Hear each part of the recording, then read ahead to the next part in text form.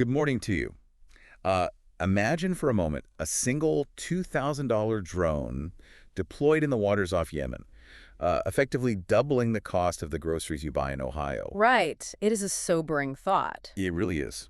Today, we're examining how modern conflict has shifted from the traditional battlefield, directly into the global supply chain, and how the reverberations of those shifts are felt in your daily life. Exactly. The interconnectedness is, it's unprecedented. It is imperative in these times to remain fully apprised of the current events shaping our region and our country.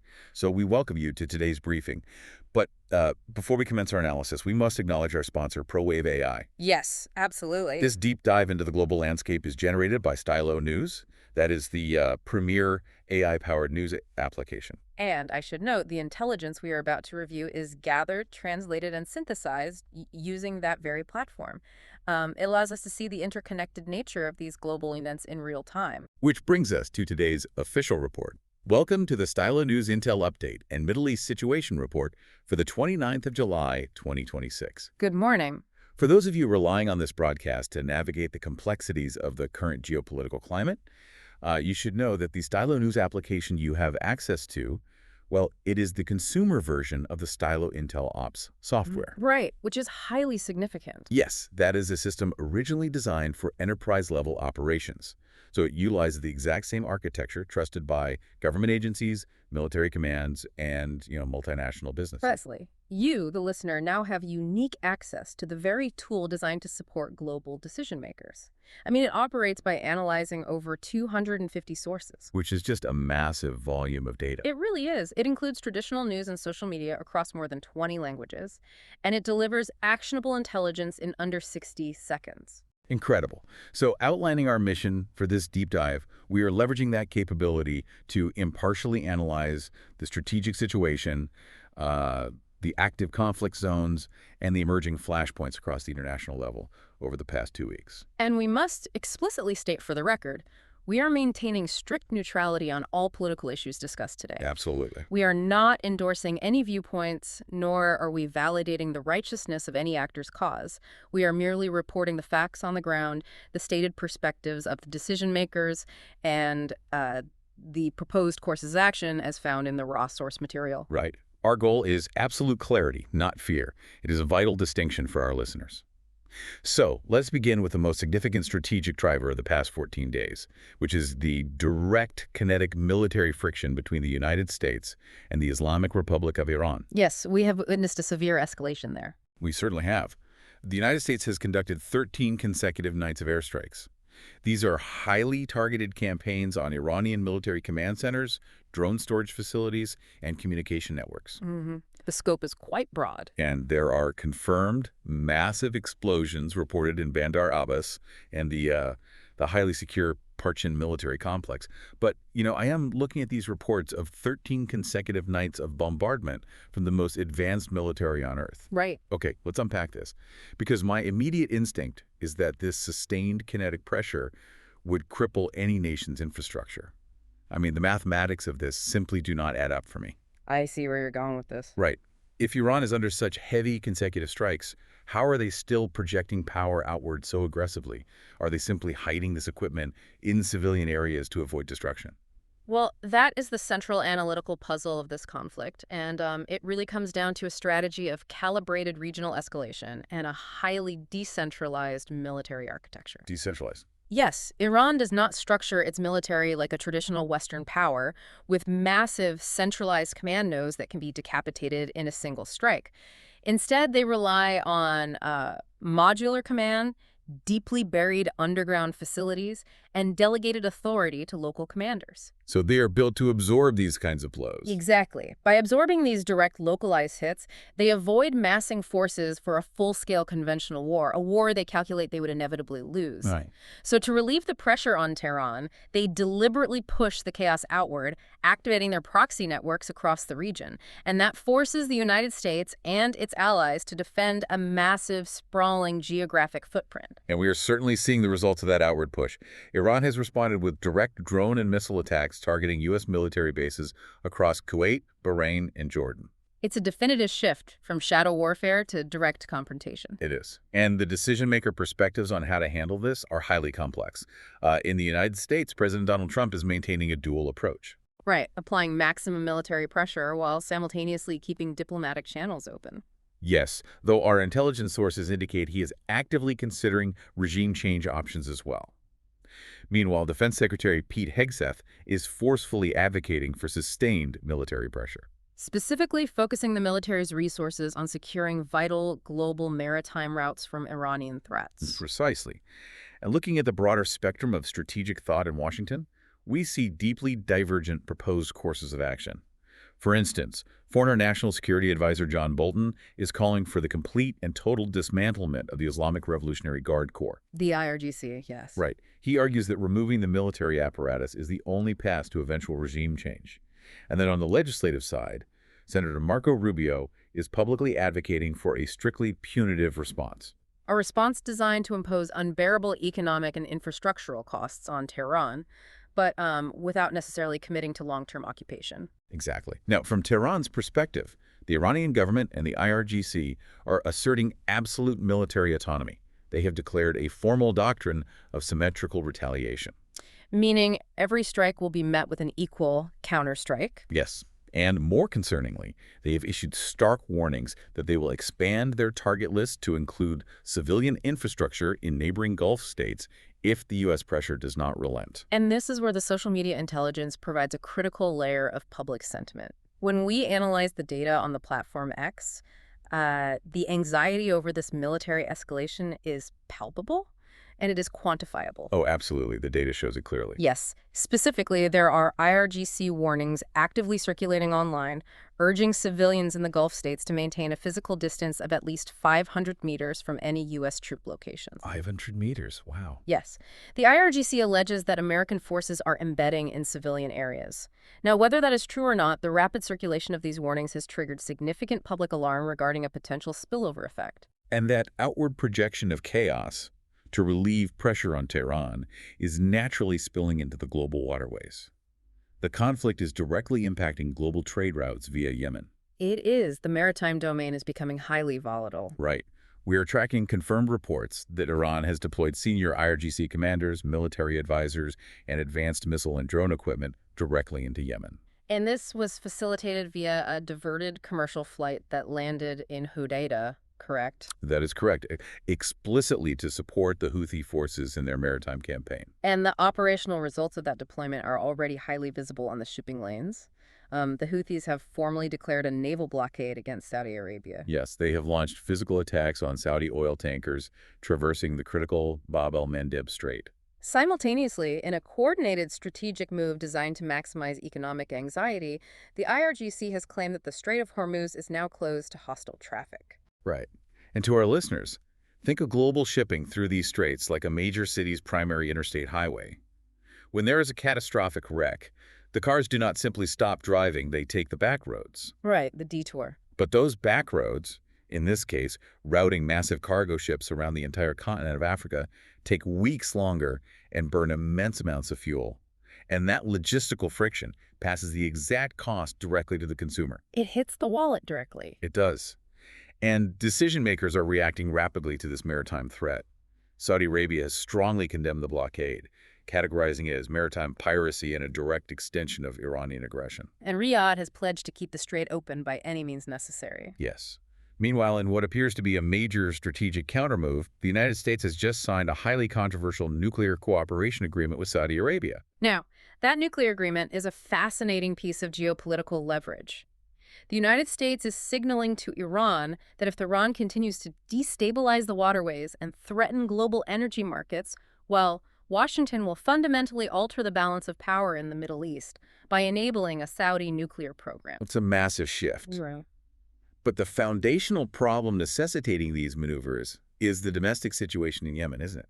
It is. Our analysis indicates that Yemen's internationally recognized government is currently far too weak. They lack the institutional and coercive reach to control their own maritime approaches. Right, so this critical economic flashpoint is almost entirely reliant on external actors, Mm. like the U.S. Navy and Saudi forces, just to maintain any semblance of stability. Exactly. The economic pressure we are seeing on the global supply chain, it ties directly back to the political trigger at the very center of this regional crisis, Yeah. Gaza and the West Bank. Yes, the epicenter. The military situation on the ground in Gaza is actively shifting. Israel is currently advancing what is termed the Yellow Line. And for our listeners, the yellow line is essentially a tactical boundary drawn by the military. Right, and advancing it involves clearing structures and terrain to expand their physical footprint, thereby securing deeper buffer zones within the strip. Mm-hmm.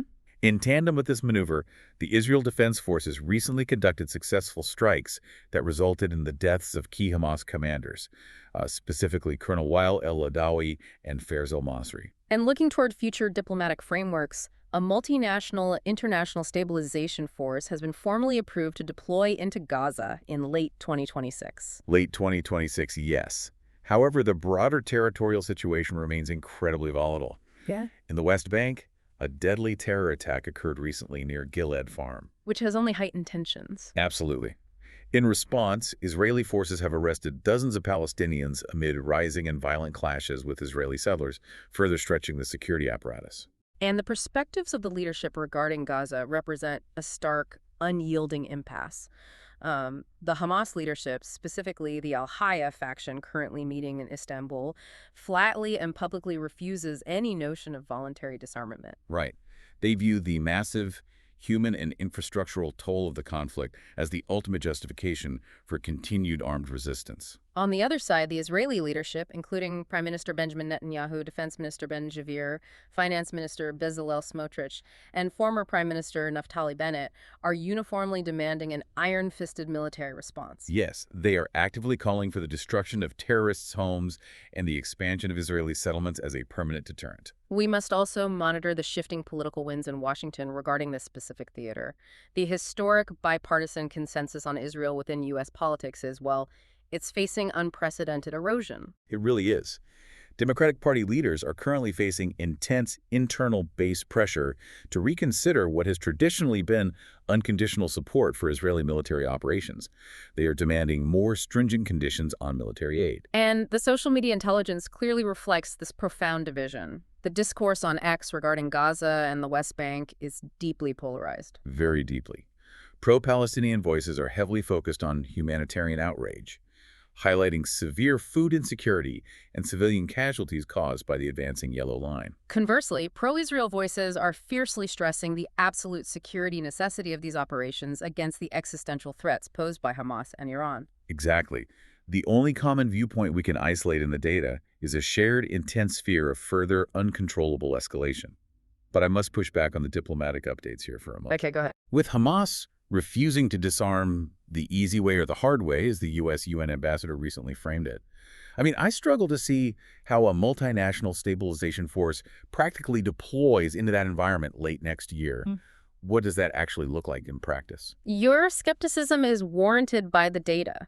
Synthesizing the intelligence, a stabilization force faces a massive operational hurdle. A stabilization force is traditionally designed to keep a peace that has already been politically won. Right, not fight a war. Exactly. It is not designed nor equipped to conduct complex urban counterinsurgency against a deeply entrenched militant group that views their presence as a foreign occupation. Which makes sense. If Hamas retains clandestine cells, dispersed weaponry, and underground infrastructure, well, that multinational force is walking into a highly lethal environment without a clear mandate for offensive operations. And the shockwaves from the intense operations in Gaza are actively destabilizing Israel's northern border with Lebanon, creating a fragile front that threatens to fracture entirely. It's highly volatile right now. Yes. Israel is continuing intensive airstrikes in southern Lebanon, specifically hitting areas like Bint Jbeil and Majd al-Zun, which is causing massive civilian displacement. And in a related, highly unusual domestic security move, Israel recently acted to revoke the citizenship of 2 Cellcom Telecom employees who were convicted of aiding a complex Hamas cyberplot. Now, revoking citizenship is a severe legal mechanism. It's utilized here to serve as an absolute deterrent against insider threats within critical national infrastructure. Exactly. Now, across the border, the Lebanese state is attempting to assert some measure of sovereign control. The Lebanese Armed Forces, the LAF, are attempting to deploy into southern pilot zones. And the mechanism of a pilot zone is essentially an agreement to replace Hezbollah militants with state troops in a small, contained area. Right, to prove that the state can maintain security without provoking Israel. Yes. And in support of this, President Joseph Aoun of Lebanon recently met with Donald Trump, seeking U.S. backing for a broader framework where Israel definitively withdraws its forces, allowing the Lebanese state to regain full control over the south. But Israel's perspective remains unyielding on this point. They absolutely refuse to withdraw their forces from the border region until Hezbollah is fully and verifiably disarmed. Now, conventional logic dictates that this mounting pressure leads to a wider explosion. It usually does. But here's where it gets really interesting. Our sources indicate a fascinating paradox. Iran and Hezbollah are currently holding back. Right. Despite the strikes, Iran is actively refraining from escalating the Lebanon conflict further right now because Hezbollah is currently in a significantly weakened military state. It is a profound strategic paradox that really highlights the pragmatic nature of proxy warfare. Iran's overarching concern for Hezbollah's long-term institutional survival is, well, it's acting as a temporary break on a wider regional war. Which is fascinating. Hezbollah is Iran's most valuable proxy asset on Israel's border. Tehran simply cannot afford to see that asset destroyed in a full-scale conventional war with Israel, while Iran is simultaneously absorbing direct U.S. airstrikes at home. Right, so acute military weakness is temporarily dictating tactical restraint. Exactly. To truly grasp the scope of this intelligence, we must expand our lens. The Stylo News sweep is not limited strictly to the Middle East. The algorithms track how global instability manifests in interconnected ways across the globe, straining the strategic bandwidth of global powers. Yes, let us examine Africa and Europe. In South Africa, President Cyril Ramaphosa has successfully utilized the shifting dynamics of his ANC coalition government to obtain a temporary halt from a Western Cape High Court regarding a parliamentary impeachment inquiry. And this inquiry was tied to the 2020 Farmgate cash theft scandal, where millions in foreign currency were allegedly hidden on the president's property. Right. Because Ramaphosa recently lost his absolute majority, he had to build a coalition government.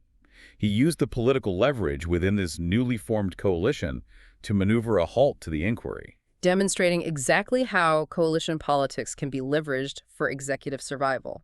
Now shifting to West Africa, our intelligence sweeps point to potential upcoming U.S. military strikes against al-Qaeda affiliates operating in Mali in the coming months. And moving up to the Mediterranean, Turkey has been formally implicated in election interference operations within Israel, adding, just another layer of diplomatic strain to the region. As if they needed more. Right. And in Eastern Europe, Ukraine is currently implementing significant military reforms. They're altering their conscription and operational transparency protocols to address rising public dissent regarding the grinding nature of the ongoing war effort. It is a staggering amount of global friction operating simultaneously.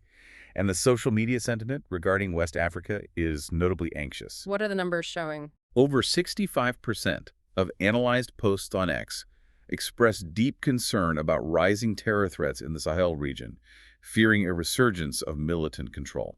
Which broadens our understanding of strategic bandwidth. When we synthesize these global flashpoints, we see a United States military and diplomatic apparatus that is being forced to balance precariously. Very much so. Washington is managing a hot, direct conflict with Iran, supporting allies in Gaza and Lebanon, monitoring a grueling war of attrition in Ukraine, all while preparing for renewed counterterrorism operations in the Sahel. Right. Resources, munitions, and diplomatic attention are strictly finite, and adversaries globally are keenly aware of this distraction. So, given the sheer volume of these interconnected crises, what does this mean for the immediate future? Let us summarize the threat board and forecast the most likely near-term events that you, the listener, need to watch for in the coming weeks. Based on the synthesized intelligence and the strategic posture of the actors involved, a full-scale, direct, conventional war initiated by Iran remains unlikely in the near term. primarily due to their calculation of conventional inferiority, right? Exactly. Instead, you should expect a continuation of intense proxy friction and severe ongoing maritime disruptions, particularly in the Red Sea and the Strait of Hormuz. Mm-hmm. Furthermore, we assess that threat conditions will remain at heightened alert statuses for all Western embassies and military forces deployed in Jordan, Iraq, Bahrain, and Kuwait. The operating environment for Western diplomatic missions is deteriorating, and military facilities face the greatest immediate risk of retaliatory proxy strikes. We have covered a vast amount of ground today, analyzing the mechanisms driving global conflict. I want to remind you that the level of insight we just discussed is not exclusive to analysts in the Situation Room. No, not at all. You can get this exact caliber of AI-powered intelligence on your own phone or computer. The Stylo News app synthesizes raw global data, translates across more than 20 languages instantly, and utilizes a unique location AI bot to track pattern-of-life events globally. It is an incredibly powerful tool for understanding the broader picture. It really is. It pulls from traditional news, government reports, and the full spectrum of social media, including X. If you want to cut through the noise, track global flashpoints yourself, and understand the why behind the headlines, well, I highly encourage you to subscribe to the Executive Monthly Plan. Yes? You can find it and start your access today at www.stylonews.com.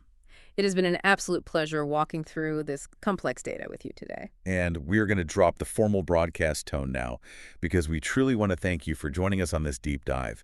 Navigating this kind of heavy information can be genuinely daunting and, well, we appreciate you trusting us to help make sense of how all these moving parts fit together. We really do. We always enjoy these analytical sessions, digging into the mechanisms behind the news, and we really want to hear from you. We absolutely do. Please reach out and request topics for future deep dives. What regions, conflicts, or hidden global mechanisms do you want us to unpack next? Let us know, and make sure to follow Stylo News on your favorite social media platforms to stay updated on what we are looking at. I will leave you with this final thought. Consider how quickly a single drone strike in the Middle East alters commercial shipping insurance rates globally, which in turn directly impacts the price of the goods you will buy at your local store tomorrow. Right. In our modern intelligence landscape, there are no isolated incidents anymore, only interconnected reactions. Keep your eyes on the data.